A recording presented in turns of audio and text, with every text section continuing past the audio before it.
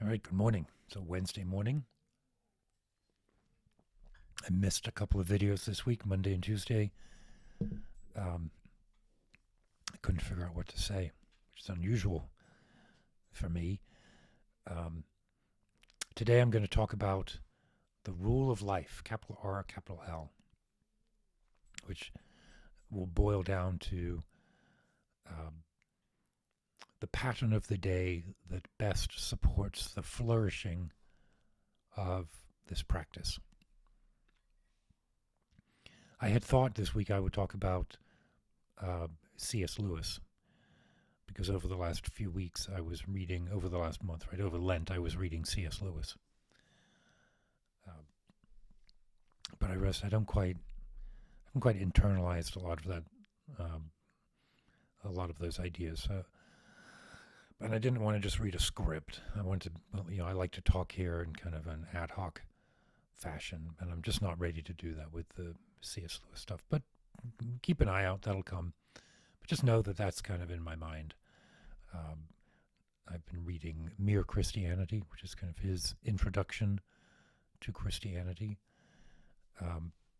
It's interesting because he comes as a convert. And so the book is written to explain the things that convinced him as a, British university atheist, what convinced him to become Christian. That's interesting. But it's harder than I thought. So today, this week, a rule of life.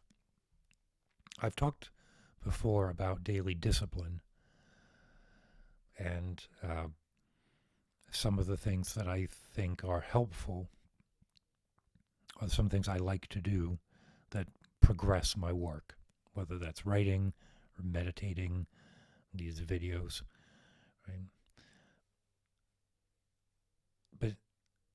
And that's a little bit different from saying, here's how to manage your life so that you are productive. But even that I find, or have found dissatisfying. Because at the core of it, what a rule is, I think, is a pattern or a gesture, more than a navigation beacon, right? When I was first thinking about how to describe this, I was thinking, well, the rule is the direction that you're going in. And as long as you're kind of zigging and zagging towards that goal, then fair enough. There'll be some zigs, there'll be some zags, there'll be some forward, some back, some dead ends, but you've got your beacon ahead of you. And that's good. There is a beacon that can be more or less clearly articulated. But what I'm thinking about here with the rule of life is how to create the space that the actions can occur in, a space for flourishing. So when I've talked about discipline before and renunciation, I know those are words that really hit the wrong way. Right? Discipline sounds like a punishment, like a detention after school. And renunciation sounds like don't do the things you like to do. So instead, I'll use words like focus and non-addiction instead of renunciation. Non-addiction. That I get from Joseph Goldstein and his books. And I really like that idea that it's not that we're giving things up, it's that we're recognizing where things or behaviors or substances, practices, habits have become in themselves the reason why we do them, to the exclusion of others. And yeah, some of those can be very dramatic testimonies about drug abuse or sexual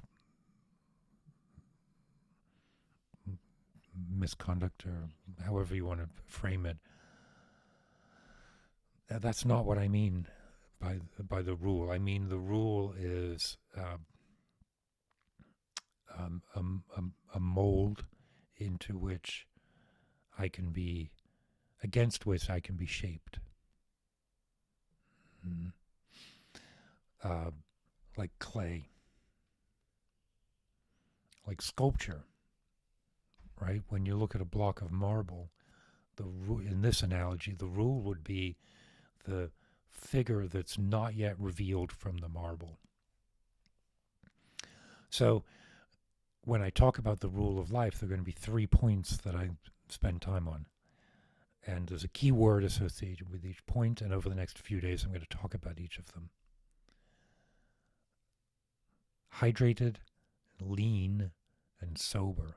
Now, those are deliberately kind of banal words, but behind them, we talk about hydrated, I mean being present to the flow, not just literally drinking enough water, but I mean also a viable, vital presence. And when I mean lean, I mean moderate in intake in all areas, not just food, but information and the stuff that goes into your mind shapes your perception. So be generous and focused in that dynamic. And then sober, clear-headed, thoughtful, a life without regret. Those are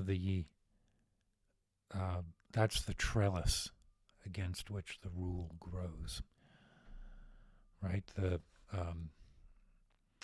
A rule of life is not, you see, none of those are statements like get up at 4 o'clock and lift weights, or whatever people do, get up and run a mile. Don't eat before 8 o'clock or whatever. I'll certainly talk about some of those things, but I will talk about them because they are the kind of secondary manifestation of those ideas, that they are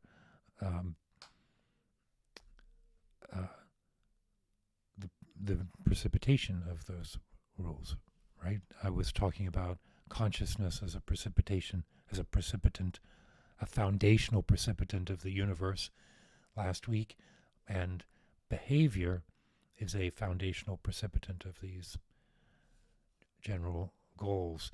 I wrote a note here to make sure I remember to say one thing in particular about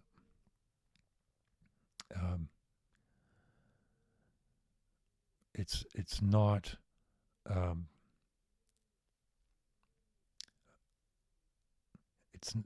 it's not an obligation. Here we go. It's not an obligation. It's an invitation to be awake, attentive, and aligned.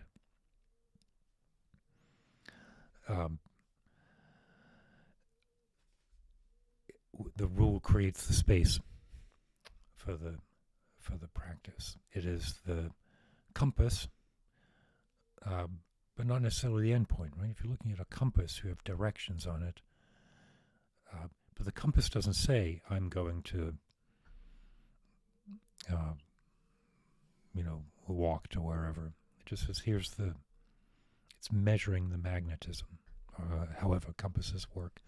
So the rule of life, this rule of life, is intended to cultivate an immediate presence, right? Hydrated, lean, and sober, that allows for the authentic participation in whatever actions unfold. This is what I was trying to find. I actually don't have it in my notes, so I should add it. The behavior that emerges in the rule of life is not prescribed by the rule. It emerges authentically and spontaneously from the condition. So, for example, I will meditate every day, not because I've set a rule that says at 4 a.m. every morning I will meditate, but because if I am in the space of the rule, the thing I want to do when I first wake up is meditate, set myself right, drink some water, right? The behavior becomes the outcome of the condition. I think at first, certainly my experience has been that it might be the other way around at first. And I think that's what we mean when we say things like fake it until you make it. Setting a timer and an alarm to meditate in the morning is better than not meditating. And by carving in the practice, we can sort of start to shape our brain, because remember, the input determines the output.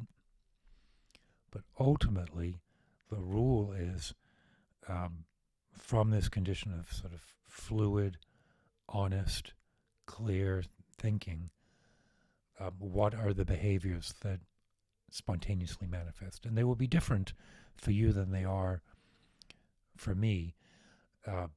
So we need to get to the condition and allow the behaviors to unfold.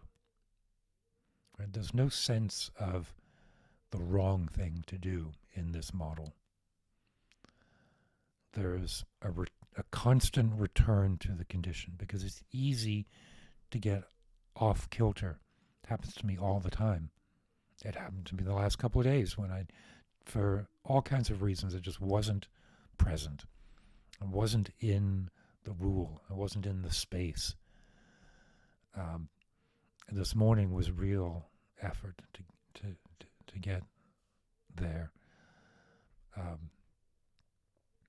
So there's a dialogue between actions that I know cultivate the condition from which then the remainder of life unfolds. Okay, so that's what I mean by rule of life. I don't want it to sound punitive. I want it to sound flourishing. And over the next few days, I'm going to talk about those three main areas that I think kind of position the sort of metabolic instance of my being, right? Positions it to fully participate. Okay, so stick with me on this one. I think it's going to be good. And keep your wits about you.